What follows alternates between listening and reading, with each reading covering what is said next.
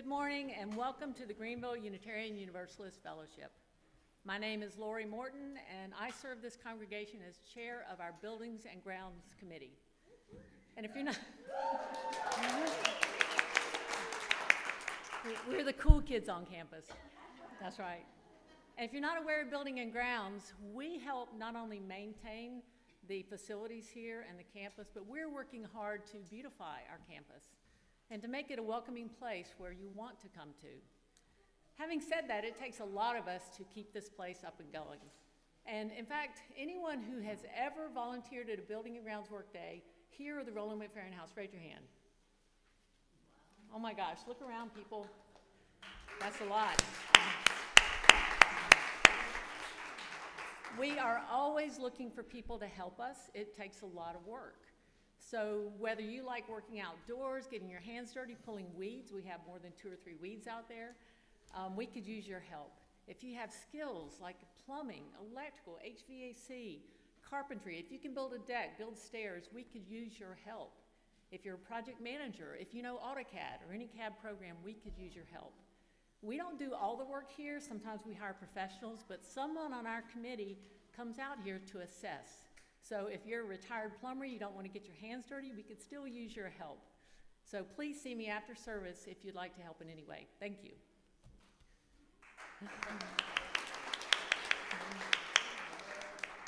Whether you have been with us on Sundays for a long time or visiting for the first time today, we welcome you to this service. Our congregation is diverse in beliefs, with participation open to all who agree to embrace our covenant, mission, and values, regardless of your partisanship or lack thereof. We're a welcoming congregation to people of all sexual orientations and gender identities, races, ethnicities, and abilities. We unconditionally welcome you as your full, authentic self to our community of care, spiritual growth, and personal growth. Our congregational mission is to strengthen our connections to one another and our planet by enlivening minds and spirit, building community through liberating love, and advocating fiercely for justice. It is a custom in our congregation to acknowledge visitors and newcomers. If it's your first time here, would you mind raising your hand so we can acknowledge you?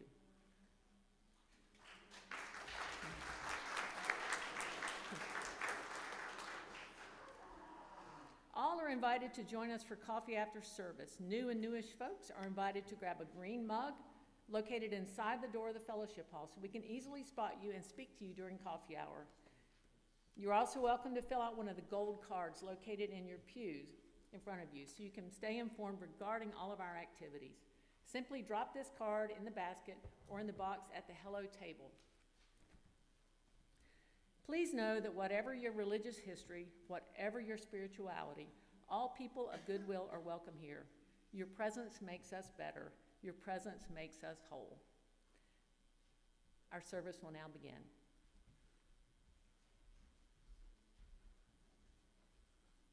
Good morning. I'm Bea Doyle, and I serve our congregation as worship associate on the Sunday service committee and also as a coffee and tea barista. For our chalice lighting today, I would like to share with you a reading entitled Building Belonging by Reverend Dr. David Breeden. Welcome, friends, newcomers, old-timers, seekers, skeptics, saints of habit, and rebels of the heart. Here we gather not because we think the same, but because we choose to journey together. Belonging is not something given, it is something we build with open hands and open hearts. It is made in the sharing of stories, the holding of silences, the courage to show up as we are. Here we practice a radical hospitality, not of perfection, but of presence. May we make this place a shelter for the soul, a workshop for justice, a sanctuary where love is not merely spoken, but lived deeply. Again, in trust, in hope, in the spirit of belonging.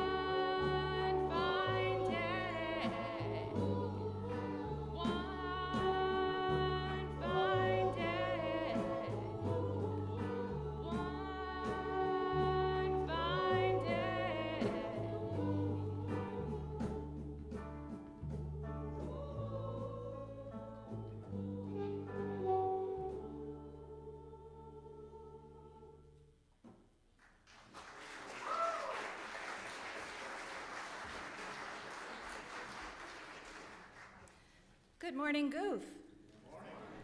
I'm the Reverend Chris Hockman, so happy to see you here this morning, along with the most people we've had on this stage in a long time. Our call to worship this morning is from Kimberly and Tom Zach Carlson. It is not by chance you arrived here today. You have been looking for something larger than yourself.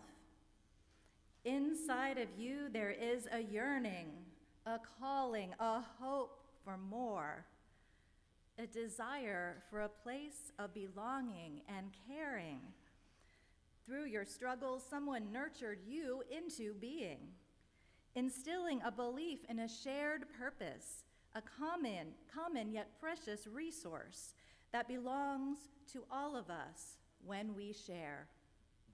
And so you began seeking a beloved community, a people that does not put fences around love, a community that holds its arms open to possibilities of love, a heart home to nourish your soul and share your gifts. Welcome home. Welcome to worship.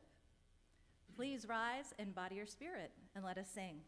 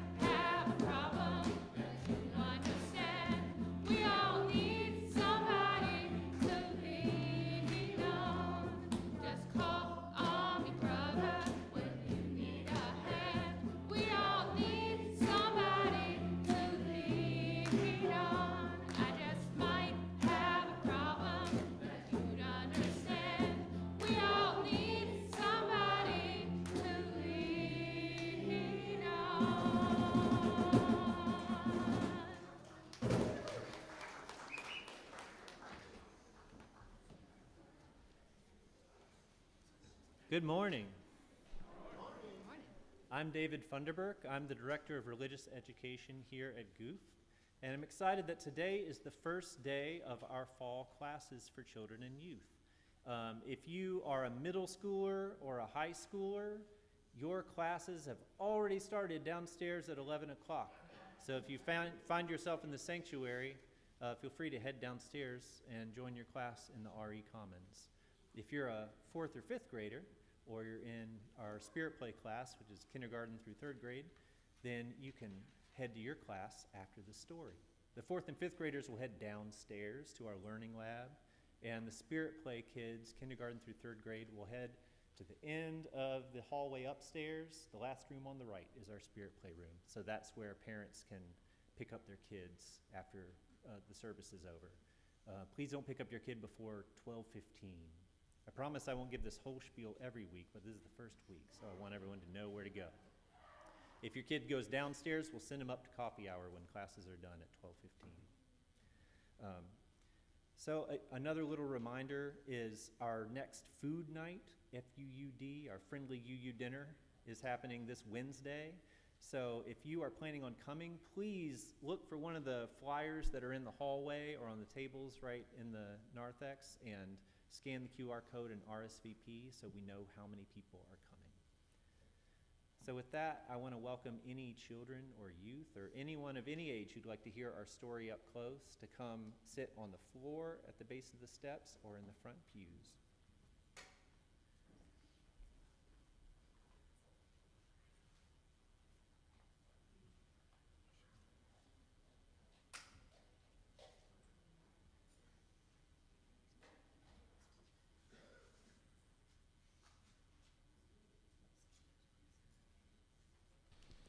Good morning, everyone.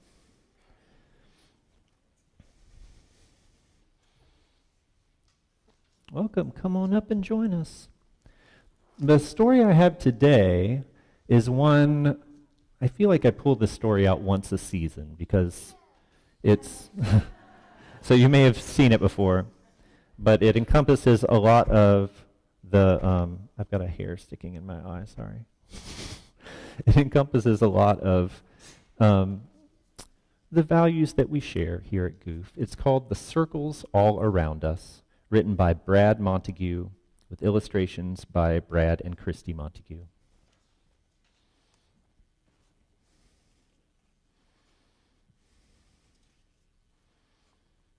We begin by drawing a circle on the ground along each shoe. A safe little place for just one person. Nobody in this circle but you.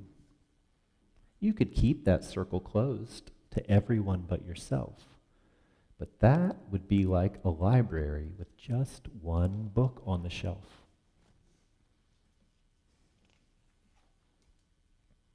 So let's draw a bigger circle for you and your family to share. Now you see what all can happen in a circle full of care.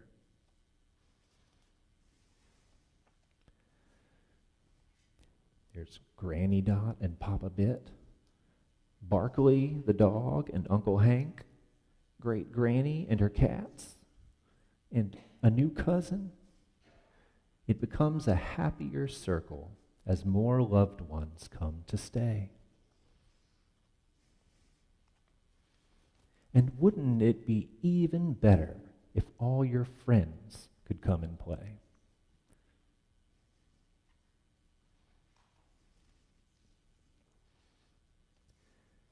So you stretch and draw your circle even bigger than it's been, and let a few more people know they're welcome to come in.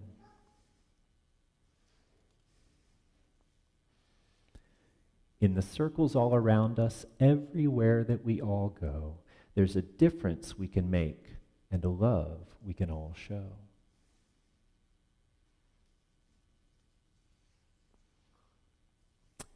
Yet there are still so many outside the circle who are different in all they do, though it feels slightly uncomfortable.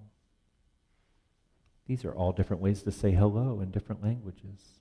Hello, ciao, aloha, swadi, guten tag. I don't know if I can pronounce all of these correctly, so I'll stick with that. So it feels slightly uncomfortable. We draw a bigger circle for them too. It doesn't mean the circle is easy. It can get harder the more we share. I only like singing. I only like sports. I only wear dresses. I like old comfy shorts. I'm team cake. I'm team pie. I'm really outgoing. I'm quiet and shy.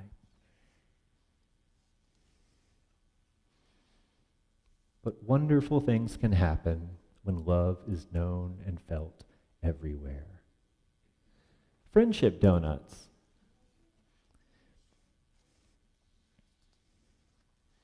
This is what we do at coffee hour. There's not always donuts, but same idea.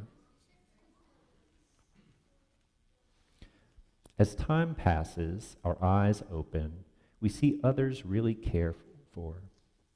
And that's when we ask ourselves, well, what's this circle really there for?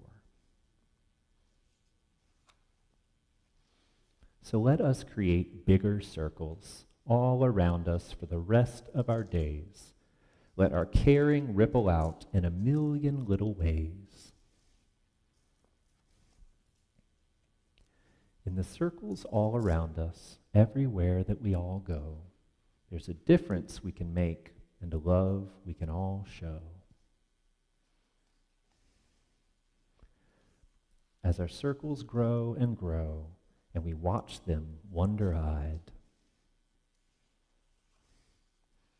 remember, the first circle started with just the love you hold inside.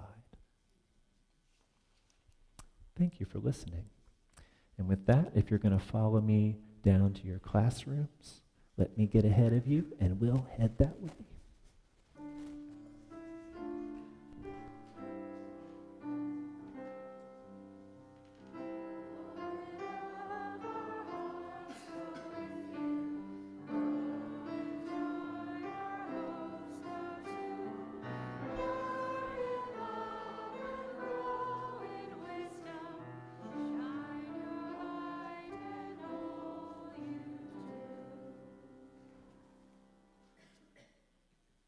Unitarian Universalism is a grand vision of a world filled with peace and justice, love and joy.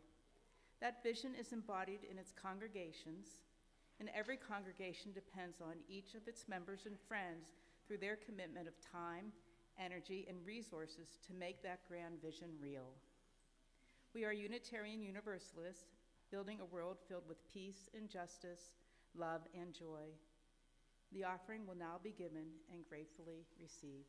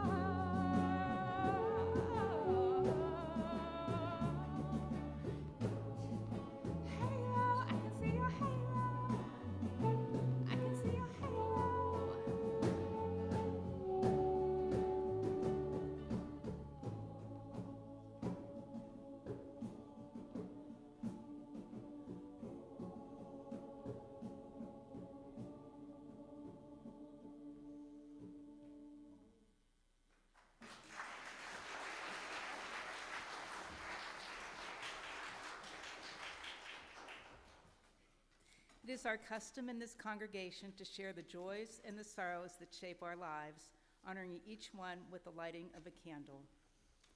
We recognize that life is not always easy and that we all have moments of celebration and struggle. By sharing these experiences with one another, we can support and uplift each other as we navigate the significant events of our lives. So I have two joys from Sabrina Walker. I'm just one of the more than 50 members and friends who enjoyed celebrating our 75th anniversary year at the mountain this past weekend. It was so much fun. Along with the beautiful and cooler weather, gorgeous views, fascinating farm tour, and campfire storytelling, it was especially heartwarming to share quality UU time together as a family of friends. And also from Sabrina, I honestly don't know how people manage without friends like all of you. For almost 40 years now, this Goof Fellowship has kept me both happy and committed to doing as much good as I can. The time and energy you put into keeping us thriving is both remarkable and deeply comforting. A special personal thank you to Reverend Chris for her hospital visit. Minister hugs truly do heal. Longtime Goof member was hospitalized last week for kidney stones. He has returned to the Woodlands and is in skilled nursing, but improving. Thoughts and prayers for Bill, and that's from Maureen Neary. Phoebe Harris writes, a great joy as Wade and I head to Philadelphia for the wedding of our youngest daughter, Sarah. We love our son-in-law to be and his 5-year-old daughter, who is our first grandchild. This is from the Building and Grounds team. Yay. A big thank you to our fabulous Buildings and Grounds crew who came out and worked on our grounds and facility last Thursday and Saturday. Ernie Glenn, Amy Ingram, Victor Galea, Joy Banks, Lenora Stees, Keith Hamilton, Beverly Jackson, Lori Morton, and Lynn Lucas. You are all Goof superheroes.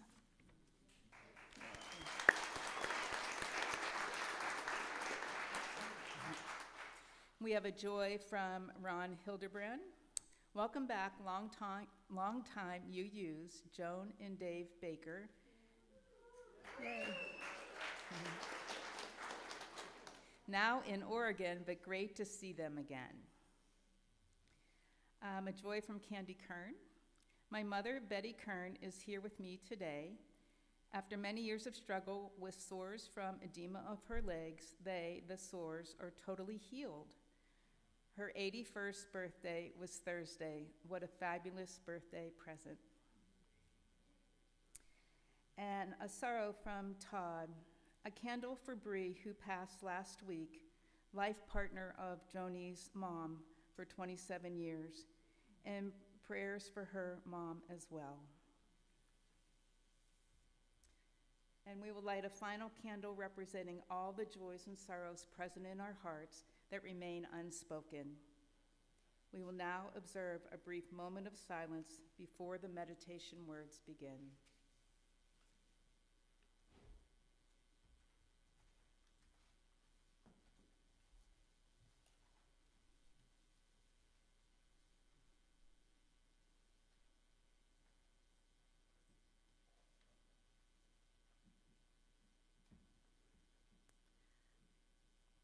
Wild Geese by Mary Oliver.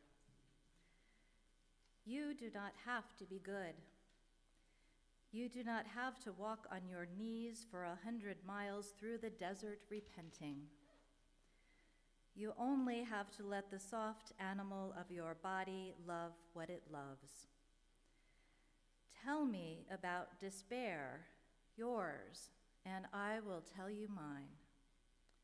Meanwhile, the world goes on.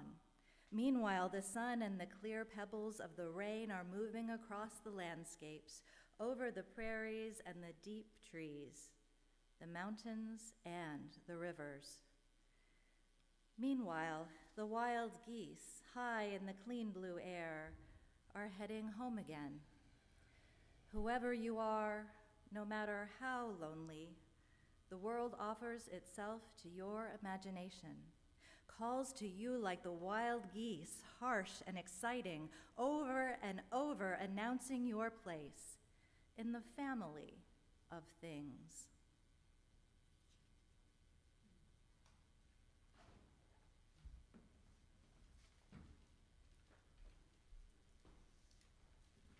Good morning.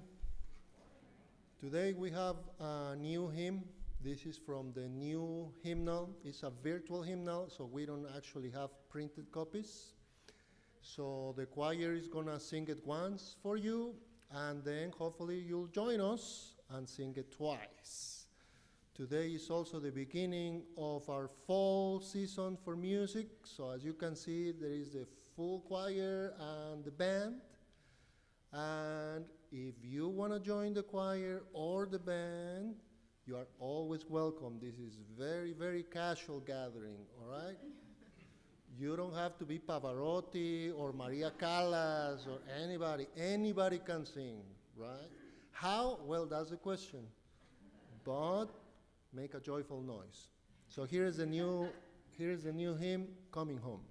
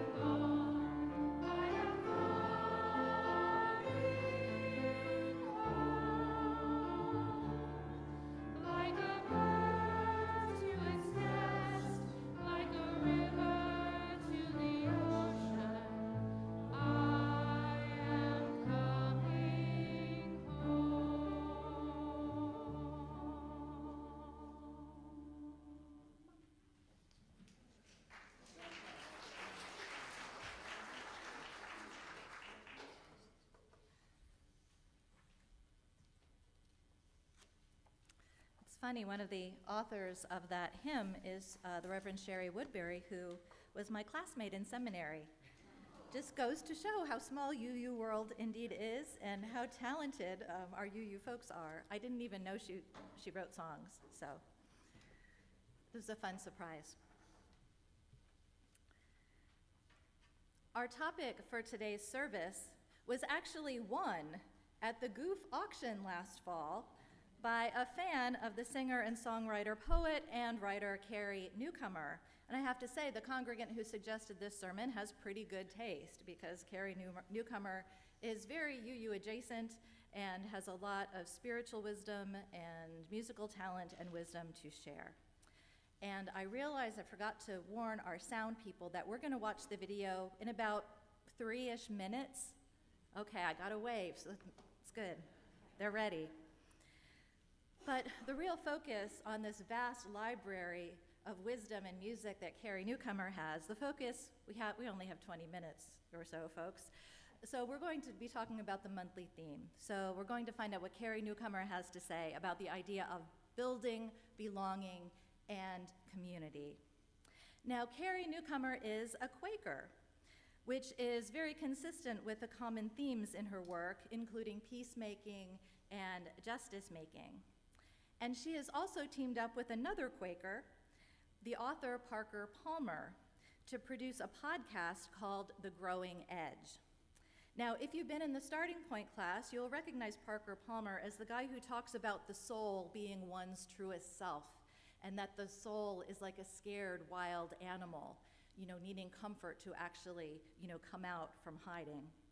So today I'll actually be drawing on one of their podcast episodes. Now, in all her art forms, Carrie Newcomer also emphasizes getting outside into nature, getting in touch with nature to experience wonder and experience the belonging, the feeling of belonging to the natural world, the earth, to the universe. Quaker themes of listening in stillness and listening to one's inner voice are also prevalent in her work as well. I love how she refers to her songs. She calls them 3.5 minutes of empathy. And she refers to songwriting as a spiritual practice. Her songs often reference good acts, goodness, kind acts, building community and belonging. And she always emphasizes that even the smallest acts of kindness can make a big difference. She is all about inclusion and safety for any peoples who are marginalized. Carrie knows that we are not in this life alone, and that we need each other, that we need true, authentic belonging to be and to grow. We need each other to remember to see the good and to fortify one another to act for justice and to hold each other and our world with compassion. Like Unitarian Universalists, she lives in the acknowledgement and reverence of our great interdependence. Being in the now, the present moment, is also one of her common themes. So now we're going to take a few moments to listen to one of Carrie Newcomer's songs. It is called Sanctuary.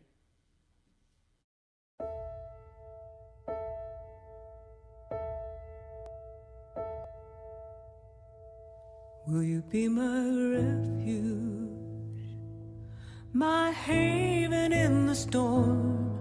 Will you keep the embers warm when my fire's all but gone? Will you remember and bring me sprigs of rosemary? Be my sanctuary till I can carry on, carry on, carry on. This one knocked me to the ground, this one dropped me to my knees. I should have seen it coming, but it surprised me. Will you be my refuge, my haven in the storm? Will you keep the embers warm when my fire's all but gone? Will you remember and bring me sprigs of rosemary? Be my sanctuary till I can carry on, carry on, carry on.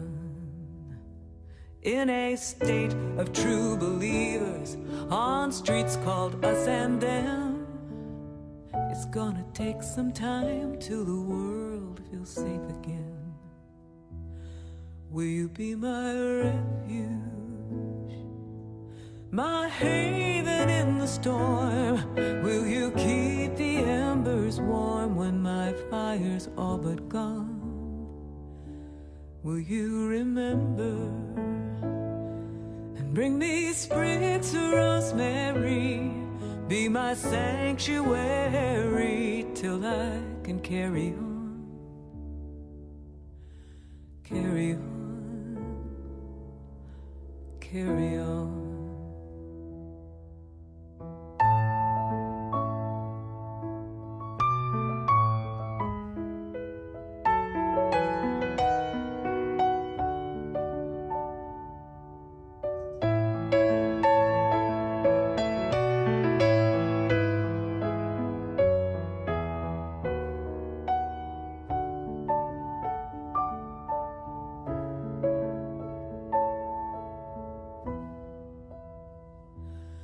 You can rest here in Brown Chapel or with a circle of friends, a quiet grove of trees or between two bookends. Will you be my refuge, my haven in the storm? Will you keep the embers warm when my fire's all but gone? Will you remember and bring me sprigs of rosemary, be my sanctuary till I can carry on, carry on, carry on, carry on.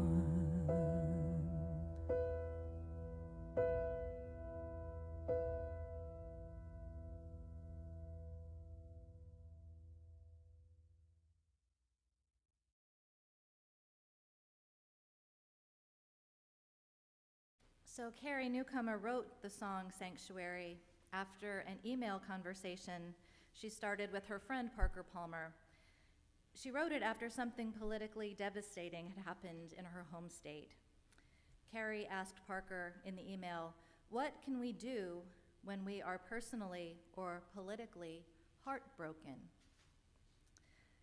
Later in her hotel room, she read his response. She says, "He wrote about hope, disappointment, and about taking sanctuary. There are times when we stand up, move forward, take daily and faithful action. But there are also times when we find sanctuary, when we rest in the arms of an individual, group, or community we trust, gathering courage, comfort, and strength for the difficult days ahead." She said he spoke of Brown Chapel, the chapel in Selma, where the civil rights marchers took sanctuary after their initial attempts to march were met with violence. He also spoke of his own times of need and taking refuge. And she continues, "After wiping my eyes, I pulled up my guitar and wrote this song." She says, "Today we take sanctuary and help one another to gather courage and grounding for the hard work ahead. We are not giving up. We will lift our heads and organize. We will continue doing the work of love with hearts that are not just broken apart, but hearts that are broken open." So what do Carrie Newcomer and Parker Palmer have to say about building belonging and community? Well, it means offering a space that allows people to come together with personal integrity, with honesty, with shared hope, vision, and with creative possibility. It means being very careful about how we hold the spaces in between us. We must hold these spaces in a way that is generative and life and person affirming. Now, there are many experiences and examples of meetings between people in community that are not generative. They are soul-crushing rather than soul-affirming. And unfortunately, pretty much any given community can go in either direction or in the wrong direction if we're not careful. I mean, let's look at our world and the way people are feeling in this moment in history. Given the present destabilizing political, social, and economic climate, it's caused many of us to start to reconsider and reassess what it means to be in community and how we want to participate in it. Like I said, not all community is life-affirming and fulfilling, and not necessarily even safe for many of us in many places. So we are considering more closely the kinds of spaces we are entering into and the kinds of spaces we are creating. And there are people entering this space, our congregation space, all the time for those very reasons I just spoke of. According to Carrie and Parker, going through the motions of community, like some kind of ritual act being played out in a kind of mechanical way, going through the motions, is no longer adequate. And people are looking for a depth and an intensity of life in community like never before.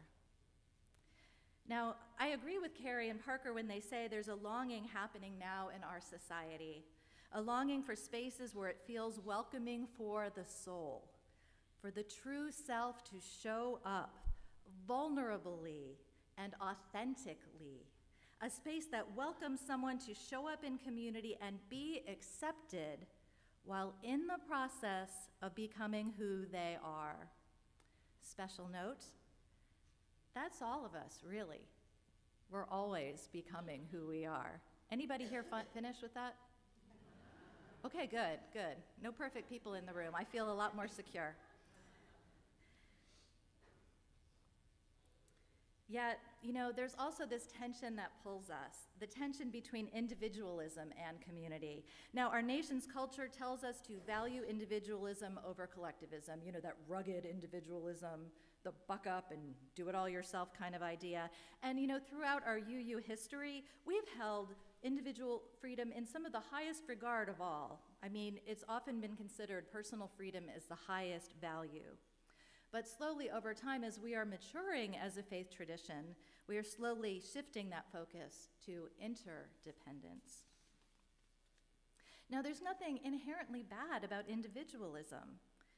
That is, until it gets in the way of building healthy community. So, how do we do community well? Well, we have to be intentional about what it means to bring people together, to create safe space, to express identity and integrity.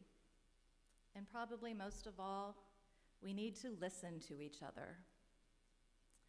Process is important. Now, although it might seem restricting to an individual, process for discussion, like we do in our covenant circles, builds equity and inclusion in the group process. Consensus building models like sociocracy, which our Board of Trustees is working to implement, they do that too. When we make time for deep listening and giving everyone an equitable opportunity to speak and be listened to, we are building more supportive and, even more importantly, more trusting community. This is so important in communities like ours where we encounter people finding their own way. Sometimes they're finding their way in a small way, sometimes in a really big way, and this takes time. And there's a difference between being supportive and being, well, bossy or coercive. Is anybody like bossy or coercive? Any fans of those things? Okay, good. We're all on the same page. We support community when we turn to wondering rather than opinion and judgment. What ifs or how abouts are much better than I thinks. We support community when we create enough space to hear one another's stories, right? Isn't that how people connect, through their stories? We heard a lot of stories at a memorial service yesterday. There was so much life affirmation in those stories and shared memories and sharing different memories. It's sharing of stories that allows something truly creative and life-affirming to happen. And here's a big one. We support community when we value being in right relationship over being right. I'm going to say that one again. When we put right relationship ahead of being right. That's kind of different from what they taught us in school, isn't it? I never got credit on a test for being in right relationship. Only the right having the right answers. Carrie and Parker talk about 3 basic human needs that people are looking for in community. And these are very current. The first is that people need to feel seen and heard for who they are and what they are becoming. They speak of a painful, unmet need in our society in which people feel nameless, unseen, and unheard. And I'm sure many of you have read about the loneliness epidemic going on in our society. So superficial I would say just really is not working for anyone anymore. Carrie Newcomer says that people seeking spiritual community are no longer interested in arguing about what the color the seat cushions are anymore. Yeah, they're rust, right? Yeah. But people aren't interested in arguing about the colors of paint on the walls or the color of the cushions, right? These are the things they're thinking about now instead. Carrie says, what does love made visible look like in my life? And what does love look like as I interact in the community and in the wider community? People are looking for a place where that process of becoming, of envisioning who they are meant to be, is welcome. There are so many ways that people do not feel safe showing up as themselves in so many places.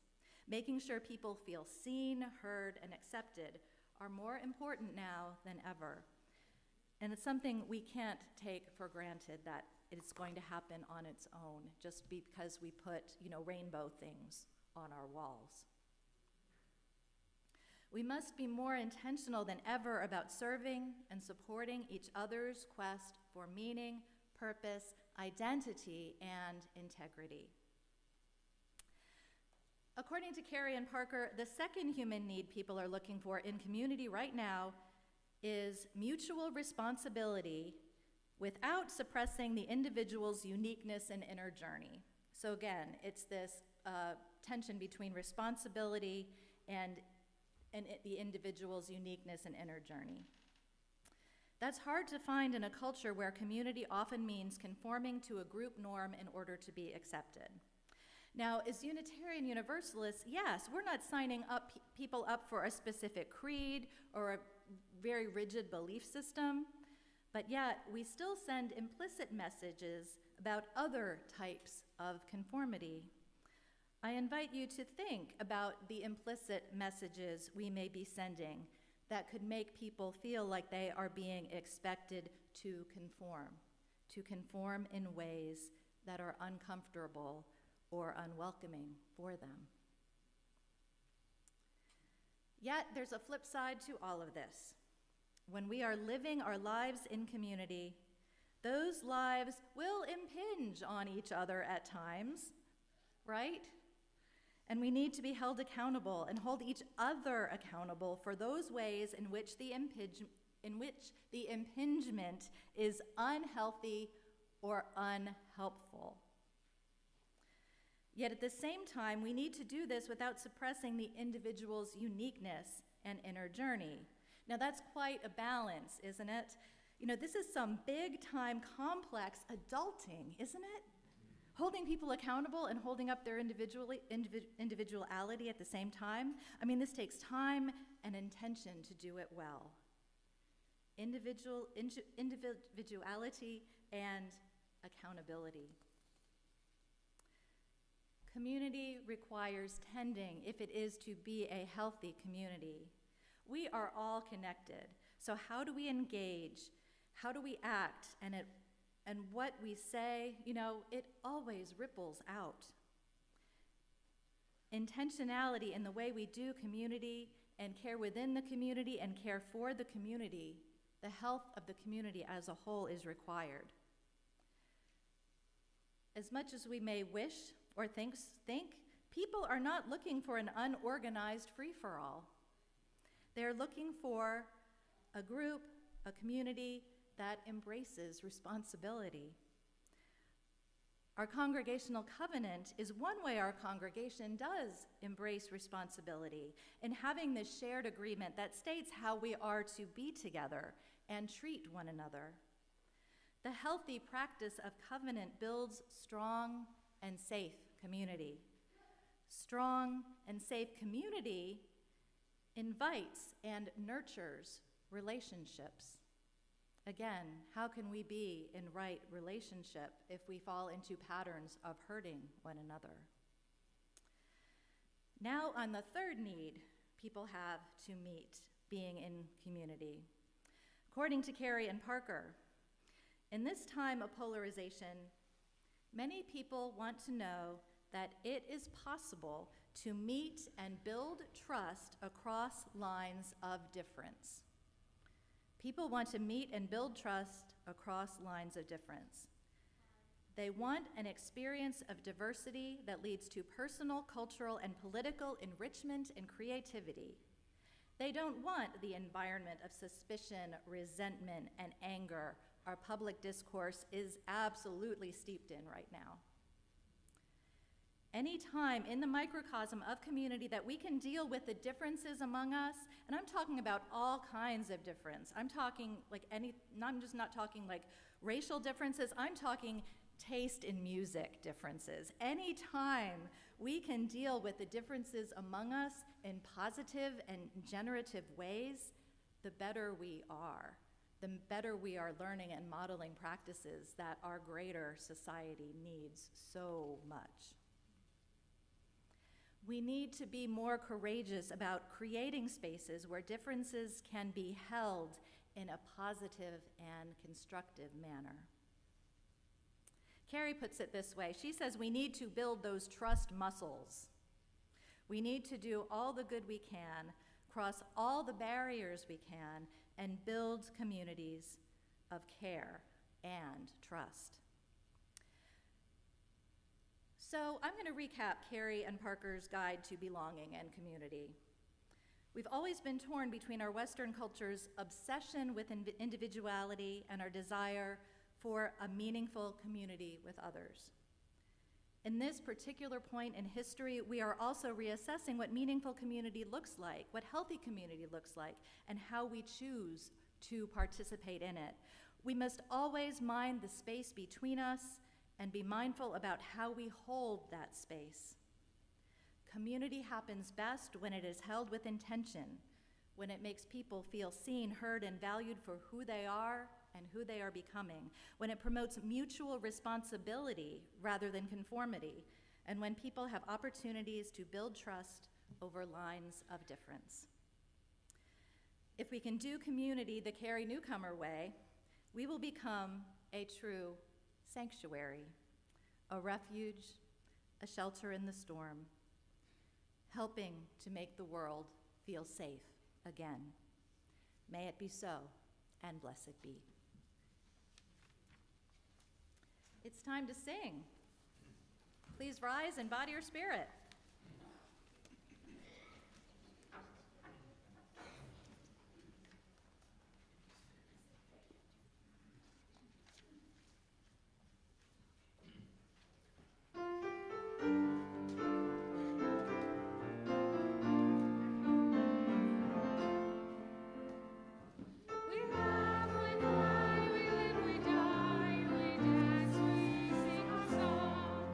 We meet and feel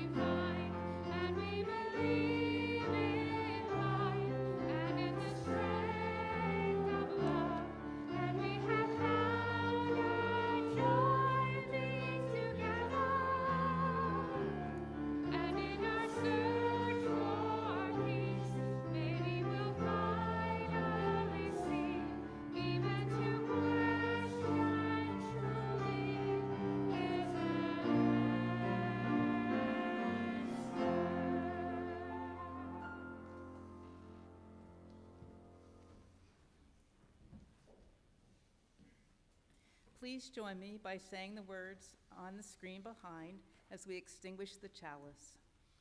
We extinguish this flame, but not the light of truth, the warmth of community, or the fire of commitment. These we carry in our hearts until we are together again.